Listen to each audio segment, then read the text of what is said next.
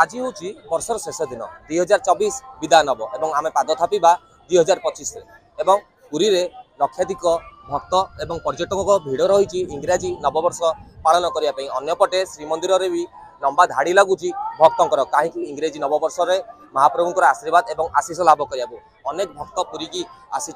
Suo छुटी किपरि भाव से मंदिर जाऊँ महाप्रभु दर्शन कर आशीर्वाद कौन लाभ कर आम निकट में किसी भक्त अच्छे सहित आलोचना करा से बहुत दूर दूरांतर आसी महाप्रभु आशीर्वाद नापी लंबा धाड़ी में ठिया तेज आम निकट में किसी भक्त अच्छा प्रथम स्वागत करवा नक्षत्र न्यूज को एवं नववर्षर हार्दिक अभिनंदन आम आपको आडभांस जनइबी आज आप सका केतु आमि कौन ठिया केमी कौन व्यवस्था भाव आप दर्शन करते आज नहीं सर काली आम आसलु कोरापुट जिला जयपुर आसलु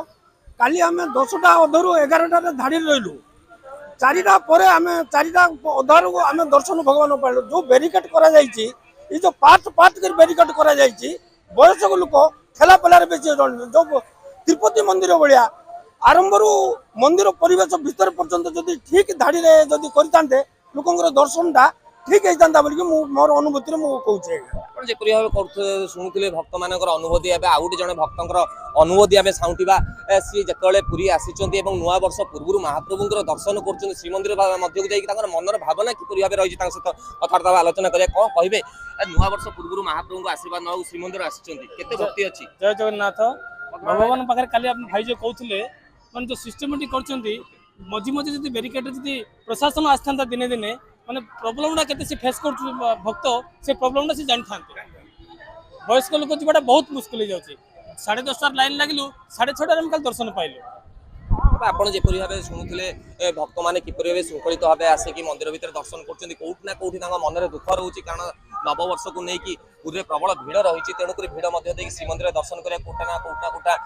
भक्त मान असुविधार पकई तेज आम निकट में अच्छा श्री जगन्नाथ संस्कृतिर गवेषक अच्छा पद्मनाभ त्रिपाठी महोदय अच्छा सहित आलोचना करवा आज वर्षर हूँ शेष दिन भक्तों प्रबल भिड़ अच्छी और महाप्रभुंर नीतिकांति किपरि भाव चलती आज विशेष भाव कौन कौन रही श्रीमंदिर में आज वर्षर शेष दिन में महाप्रभु दर्शन करें कौन कौन रही है। जय जगन्नाथ विशेषतः इंग्राजी 2025 मसीहा समस्त मंगलप्रद हो आम श्री जगन्नाथ महाप्रभु पाखे कामना करवा जो कथाटी आप पचारे श्रीमंदिर विधि व्यवस्था मध्य नुआ वर्षर कौन संपर्क ना जेहेतु संपूर्ण भाव होती इंग्राजी नुआ वर्ष चारिआडे पालन होचे आमे समस्त धर्म संस्कृति को सम्मान दो से उद्देश्य भक्त मानकर होची गहली होची श्रीमंदिर रे एत तो व्यतीत स्वाभाविक कथा प्रत्येक भक्त चिंता करेंगे जे महाप्रभु को दर्शन करी आगामी इंग्राजी नुआ वर्षर नुआ कार्यपंथा करने गहली चली आउरी जहाँ व्यवस्था अच्छी प्रशासनिक व्यवस्था मध्य आउ श्रृंखलित व्यवस्था कले भल हम जपरी भाव आप श्री जगन्नाथ संस्कृतिर गवेषक शुणुले आज दिन तो आम कौन रही महत्व और इंग्राजी नववर्ष हेले भी भक्तर सुओ छुटी श्रीमंदिर मध्य को आम निकट अच्छा श्री जगन्नाथ मंदिर वरिष्ठ सेवायत अच्छा गौरहरि प्रधान सहित आलोचना करें आज मंदिर भितर किपरि भाव नीतिकांति चलती तेज आप नक्षत्र न्यूज को स्वागत करी इंग्राजी नववर्षर आडभांस आपको हार्दिक अभिनंदन जनइबी तेज आज मंदिर भितर किपरि नीतिकांति चलती प्रबल भिड़ भी परिलक्षित हो जय जगन्नाथ महाप्रभु जगन्नाथ 2024 जाई आज 25 आसी मुझे चैनल माध्यम आप समस्त दर्शक और भक्त मान स्वागत करुँच महाप्रभु जगन्नाथ पाखे प्रार्थना कर समस्त जगतर मंगल हो समस्त खुशीबासी रहतु आज महाप्रभुर जो नीति चली 2024 तारीख आज शेष दिन जो भाव लाइन सुरक्षित चली नीतिकांति ठीक भाव चली आगामी आसंता काली महाप्रभुर जो इंग्रेजी 1 तारीख समस्त पालन कर आम नुआ वर्ष ना इंग्राजी नुआ वर्ष हेल्ले समस्त पालन कर तारीख दृष्टि जगत ना जगन्नाथ केवल गोटे धर्म की जाति विशेष नुह जगत ना जगन्नाथ समस्त जगत से मंगल कहतु नूतन जो इंग्रेज वर्ष अच्छी समस्त मंगल समस्त सुख शांति रुहतु ये महाप्रभु प्रार्थना करूँ जो मैंने सब आस महाप्रभु दर्शन कराया किए भल दर्शन करूँ किए भल प्रसाद पाई जातु महाप्रभु ये करुणा करूँ ଯେପରି ଭାବେ ଶୁଣୁଥିଲେ ଭକ୍ତଙ୍କ ପ୍ରତିକ୍ରିୟା ଶ୍ରୀ ଜଗନ୍ନାଥ ସଂସ୍କୃତିର ଗବେଷକଙ୍କ ପ୍ରତିକ୍ରିୟା ଶ୍ରୀମନ୍ଦିର ବରିଷ୍ଠ ସେବାୟତଙ୍କ ପ୍ରତିକ୍ରିୟା ଇଂରେଜୀ ନବବର୍ଷ ହେଲେ ବି ଶ୍ରୀ ଜଗନ୍ନାଥ ମନ୍ଦିରରେ କିଛି ବିଶେଷ ନୀତିକାନ୍ତି ମହାପ୍ରଭୁଙ୍କର ନଥାଇକି ମଧ୍ୟ ଭକ୍ତମାନେ ଏବଂ ଶ୍ରଦ୍ଧାଳୁ ପର୍ଯ୍ୟଟକଙ୍କର ଲମ୍ବା ଲାଇନ୍ ଲାଗିଛି। ଯଦି କହିବା ପାଖାପାଖି ଡିସେମ୍ବର 25 ବଡ଼ଦିନ ଠାରୁ ଶ୍ରୀମନ୍ଦିରରେ ଲମ୍ବା ଧାଡ଼ି ଲାଗିଛି, ପ୍ରବଳ ଭକ୍ତଙ୍କ ଭିଡ଼ ଲାଗିଛି। କ୍ୟାମେରା ପର୍ସନ ଜିତେନ୍ଦ୍ରଙ୍କୁ ଅନୁରୋଧ କରିବି ସିଂହଦ୍ୱାର ସମ୍ମୁଖର ଚିତ୍ର ଦେଖିବା ପାଇଁ, ପତିତ ପାବନର ଚିତ୍ର ଦେଖିବା ପାଇଁ ଭକ୍ତମାନେ କିପରି ଭାବେ ଆସିକି ଏଠାରେ ଏକାଠି ହେଇଛନ୍ତି ଏବଂ ଯେଉଁ ସିଂହଦ୍ୱାର ଦେଇକି ସେମାନେ ଶ୍ରୀମନ୍ଦିର ମଧ୍ୟକୁ ପ୍ରବେଶ କରିବେ। ଗତକାଲି ଶ୍ରୀମନ୍ଦିର ମୁଖ୍ୟ